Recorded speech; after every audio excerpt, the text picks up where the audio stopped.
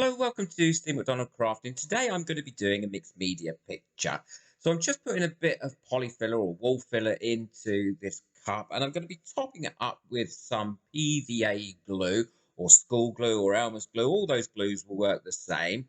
And just putting about twice the amount of the filler that I put in.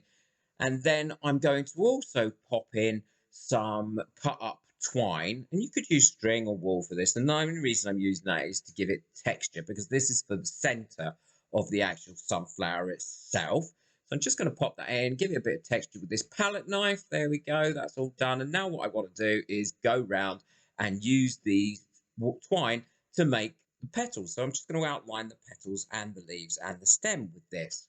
Again, just soaked it in the glue mixture and popped it on. I will leave this about 24 hours once it's finished to dry, and then it will be ready to paint over, and it will be nice and hard and permanent on this board. So I'm just popping the leaves on now and putting a bit of glue down first, because it just helps it to adhere to the canvas board without moving. And now we're dry. It's all dry, and I'm just going to get on with paper macheing the whole thing with 2 layers of toilet roll. And what I'm using for the paper mache is the same white glue, but 50-50 mixed with water. And now I've painted it using Arteza acrylic paints and the metallic acrylic paints on the background. I will link it in the description in what I've used below. And now what I'm going to do, now that's dry, is add some resin to it. And if you want to learn how to use resin, then I have got a resin channel. It's quite a large channel, and I'll put the link to that in the description below. It's lots of tutorials and projects and different bits and pieces. And I just think resin gives it a really nice feel and almost magnifies what you're doing. So there we go, all my resin's in. I just need to pop any surface bubbles that have come up. I'm just going over it with my torch and getting rid of those. I'm loving the shine of that bronzy coppery colour at the back. Now I'm going to paint in some grass stems and a couple of thistles, just to give it a little bit more interest. So I'm just sketching those in where I want them to go, and that should also help to give it a little bit more perspective.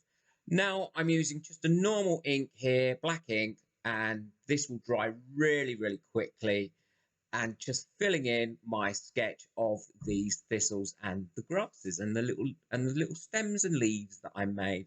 I found this so therapeutic. I kind of lost myself in this process. It reminded me of being back at school, but I actually do love the finished picture, which you'll see at the end as well. So there we go, that's all done. Oh, how nice it would be to be able to work that quickly. Just filling in those leaves here. And the nice thing about the ink is it doesn't spread over, because I've got quite a textured board as well. So it doesn't spread out, and it goes exactly where you want it to go and gives that nice dark, deep, dark finish. I'm using quite a long bristled brush as well to do this. I find that helps when you want to get straightish lines on a painting like this. If you'd like to buy me a coffee just to say thank you for all my videos and help support this new channel of mine, I really appreciate it, and the link is in the description below. And there we go, this is nearly finished now. Don't forget to hit that subscribe button and ring that bell as well. And there we go, it's on my wall. I'm really pleased with this, love how it's come out. Take care, bye.